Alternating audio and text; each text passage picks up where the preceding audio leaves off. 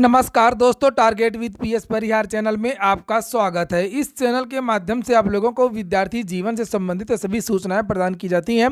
तो आइए शुरू करते हैं और देख लेते हैं कि आज की इस वीडियो में ऐसी कौन कौन सी सूचनाएं हैं। तो वीडियो को जल्दी से लाइक कर दें, शेयर कर दें और जिन छात्रों ने चैनल को अभी भी सब्सक्राइब ना किया हो तो जल्दी से सब्सक्राइब कर लें, ताकि आप लोगों को भी इसी प्रकार की ऑथेंटिक अपडेट सबसे पहले मिलती रहे।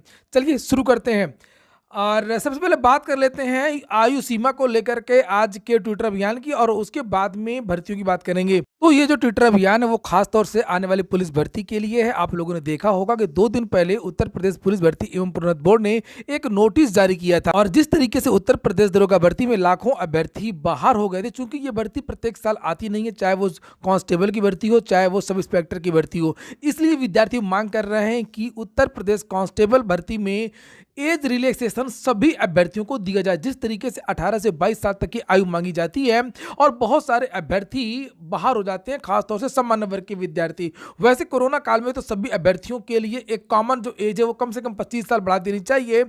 ये विद्यार्थियों की मांग है कि ये जो उम्र सीमा है वो 18 से 25 साल की होनी चाहिए। बहुत सारे राज्यों में पहले से ही सिपाही भर्ती की जो आयु सीमा है वो काफ़ी ज़्यादा होती है, जबकि उत्तर प्रदेश में 22 साल में ही विद्यार्थियों को बूढ़ा घोषित कर दिया जाता है।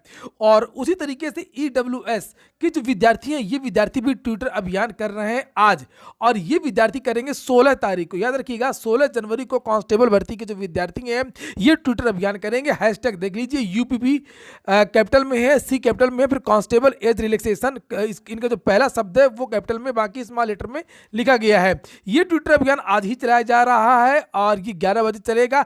EWS age relaxation 5 years in UP। तो इस तरीके का ट्विटर अभियान विद्यार्थी आज 11 बजे चलाएंगे कि सभी भर्तियों में जिस तरीके से SC ST और OBC को 5 वर्ष की छूट दी जाती है, उस तरीके से इन विद्यार्थियों को छूट दिया जाए। तो इसका जो लाभ है वो पुलिस भर्ती में तो मिलेगा ही मिलेगा और सभी भर्तियों में भी मिलेगा। आप लोग क्या चाहते हैं कमेंट बॉक्स में अवश्य बताएं, और अगर आप लोग चाहते हैं कि ये चीज़ें हों तो आप लोग इस तरीके की वीडियोज़ को ज़्यादा से ज़्यादा शेयर कर दें और वायरल कर दें। चलिए अब हम लोग बात कर लेते हैं कि भर्तियों की। चूंकि कल से आचार संहिता लग गई है, कौन कौन सी भर्ती फंस सकती है, कौन कौन सी भर्ती नहीं फंस सकती है, खास तौर से हम लोग बात करेंगे उत्तर प्रदेश दरोगा भर्ती इत्यादि की। जैसे कि यहाँ पर लिखा है कि चुनाव आयोग ने नहीं, सरकार ने ही फंसाया है इन भर्तियों को। ऐसा इसलिए मैं कह रहा हूं चूंकि सरकार से भर्तियों की विज्ञापन को लेकर के, परीक्षाओं को लेकर के विद्यार्थियों ने कई बार धरना प्रदर्शन किया। सरकार ने जानबूझ करके भर्तियों को विज्ञापन देर में निकाले।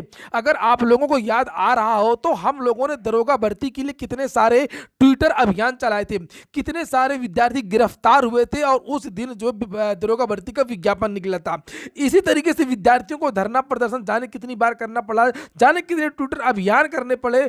यूपी टीईटी को लेकर के सरकार ने अनुमति ही नहीं दिया 2 साल तक। सभी भर्ती परीक्षा हो रही थी, सभी नोटिफिकेशन आ रहे थे, लेकिन यूपी टीईटी के लिए सरकार ने अनुमति ही नहीं दिया। अभी मैं आपको बताऊंगा कि कौन कौन सी भर्तियां फंस सकती हैं, कौन कौन सी भर्तियां नहीं फंस सकती हैं, लेकिन इसके पहले देखिए आज का समाचार पत्र ये रहा। यहां पर लिखा हुआ कि शिक्षकों के 37,000 पदों पर रुक गई हैं भर्तियां। वादा तो किया था 17,000 का, विज्ञापन का पता नहीं। असल में इसमें क्या रहा कि विद्यार्थियों ने धरना प्रदर्शन किए, लेकिन विद्यार्थी को ये जो प्रदर्शन है वो शुरू में और तेज करना चाहिए था। जब युवा मंच का धरना प्रदर्शन कम से कम 120 दिन 140 दिन तक पत्थर गिरजाघर में चल रहा था और वहां पर केवल 3 या 4 विद्यार्थी ही पहुंचते थे। इसी तरीके से आप लोगों ने लखनऊ में भी देखा होगा, लखनऊ में 1 दिन के लिए तो विद्यार्थी पहुंचते थे, लेकिन ज़्यादा विद्यार्थी पहुंचते नहीं थे और विद्यार्थियों को ऐसा लग रहा था कि भर्तियां आएंगी, लेकिन मैंने बहुत पहले ही बता दिया था कि कोई भी शिक्षक भर्ती इस साल नहीं आएगी। फिलहाल समाचार पत्र के माध्यम से बताया गया कि कौन कौन सी भर्तियां फंस चुकी हैं पूरी तरीके से। एक तो 17,000 भर्ती, प्राथमिक शिक्षक भर्ती पूरी तरीके से फंस चुकी है।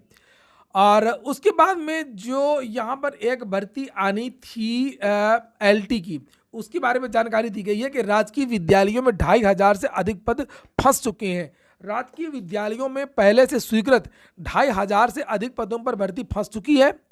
अपर निदेशक राजकीय अंजना गोयल ने संयुक्त शिक्षा निदेशकों से दिसंबर के पहले सप्ताह तक रिक्त पदों की सूचना मांगी थी। पूर्व में शिक्षा निदेशालय की ओर से लोक सेवा आयोग को अध्याचन भेजा गया था, लेकिन कुछ बिंदुओं पर आपत्ति करते हुए आयोग ने निदेशालय को वापस भेज दिया। लिहाजा फिर से रिक्तियों को अपडेट करते हुए समेकित अध्याचन मांगा गया है। सूत्रों के अनुसार 2,500 से अधिक पदों की सूचना मिली थी, लेकिन इस पर भी प्रक्रिया आगे नहीं बढ़ सकी है, अभी तक इसका अनुमोदन नहीं मिला है। इसके बारे में सारा अपडेट्स दे दिया है, लेकिन मैं आपको बता दूं कि इसमें आचार संहिता का, लोक सेवा आयोग की ये भर्ती है, इसमें आचार संहिता का कोई प्रभाव नहीं पड़ेगा, नंबर 1। और अभी देख लीजिएगा, उदाहरण के रूप में इसी महीने आपको 2 विज्ञापन देखने को मिलेगी उत्तर प्रदेश लोक सेवा आयोग से। एक तो पीसीएस का ही विज्ञापन आने वाला है, एक स्वास्थ्य विभाग का विज्ञापन निकलने वाला है। और यहाँ पर देखिए लिखा हुआ है कि प्राथमिक तो रुक ही जाएगी और वो रुक चुकी है। और देखते हैं किन किन भर्तियों के बारे में लिखा हुआ है। एडेड जूनियर हाई स्कूल भर्ती के 1894 पदों पर भर्ती के लिए अब लेनी होगी अनुमति। तो ये जो प्रक्रिया है ये भी खटाई में पड़ गई है, इसको अब परमिशन लेनी पड़ेगी। लेकिन ये भर्ती हो सकती है चूंकि इसकी परीक्षा हो चुकी है, ये प्रक्रिया में चल रही है, इसमें आचार संहिता वाली कोई बात नहीं है। हाँ, ये शासन पे डिपेंड करता है, शासन भर्ती करवाना चाहता है या नहीं करवाना चाहता है। इसमें चुनाव के आचार संहिता का कोई खास ज़्यादा मतलब नहीं पड़ेगा, ये बात मैं आपको स्पष्ट कर दे रहा हूँ।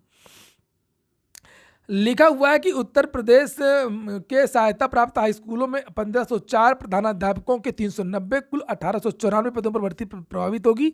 परीक्षा नियामक प्राधिकारी कार्यालय की ओर से 17 अक्टूबर को आयोजित परीक्षा का परिणाम 15 नवंबर तक घोषित किया गया था, लेकिन इसकी जो प्रक्रिया वो शुरू नहीं की जा सकी है।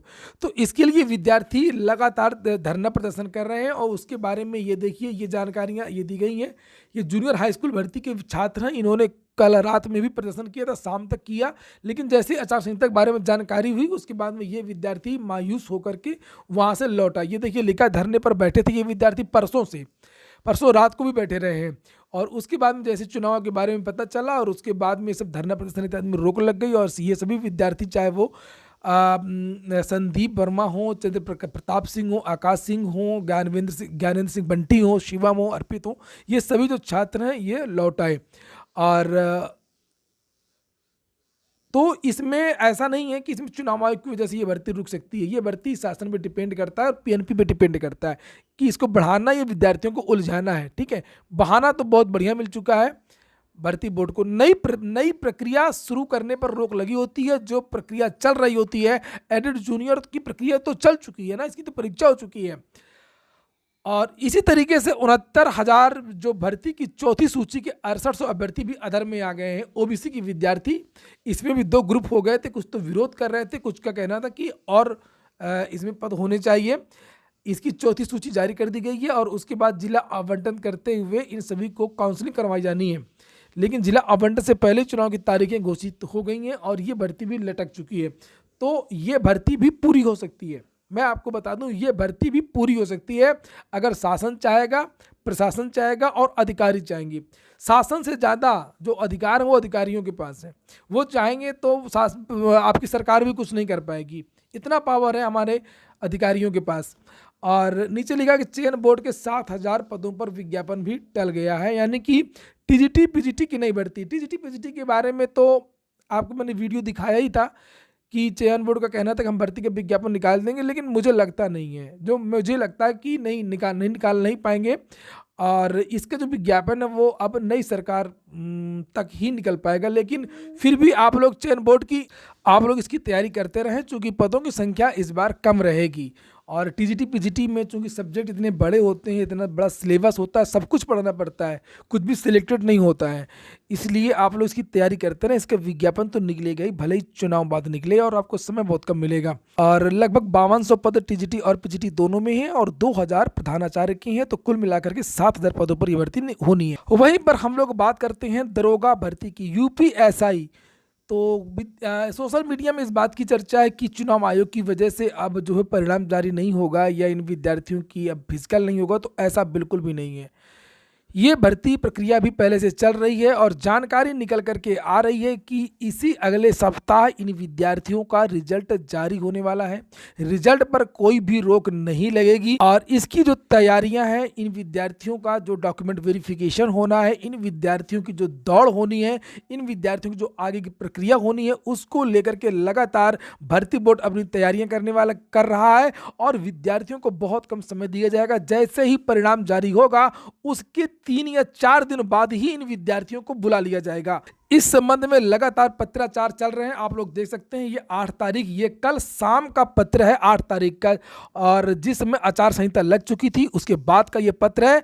और इसमें देखिए लिखा हुआ है कि उत्तर प्रदेश पुलिस भर्ती एवं प्रोन्नत बोर्ड लखनऊ के पत्र संख्या इतना इतना निर्देश दिया गया है कि उप निरीक्षक नागरिक पुलिस महिला समकक्ष पदों पर सीधी भर्ती 2020-21 यानी दरोगा भर्ती की बात हो रही है। ऑनलाइन लिखित परीक्षा की डीवी और पीएचडी हेतु लगभग 20,000 अभ्यर्थियों की डीवी पीएचडी कराए जाने हेतु जनपद से एक अपर पुलिस अधीक्षक को नोडल अधिकारी के रूप में नामित करने के लिए विषयक हैं, और उक्त निदेशक के अनुपात में जनपद वाराणसी ग्रामीण से भी नीरज कुमार पांडे अपर पुलिस अधीक्षक को नामित किया जाता है। और ये अधिकारियों को नियुक्त किया जा रहा है, जो टीम बन रही है कर्मचारियों को नियुक्त किया जा रहा है, और ये जो प्रक्रिया है वो बहुत जल्दी पूरी होगी। इसलिए आप लोग अपनी दौड़ करते रहे, स्थिर न बैठे कि नहीं नहीं अब तो लटक गया, तो आचार संहिता के बाद में दौड़ होगी, अब आराम कर लें। अचानक से बुला लिया जाएगा, आप दौड़ भी नहीं पाओगे। बहुत कम विद्यार्थियों को बुलाया जा रहा है। तो ठीक है दोस्तों, ये हो गया आज का वीडियो अगर आपको अच्छा लगा हो तो लाइक कर दें। जिन छात्रों ने चैनल को सब्सक्राइब न किया सब्सक्राइब कर लें। पूरा वीडियो सुनने के लिए बहुत बहुत धन्यवाद।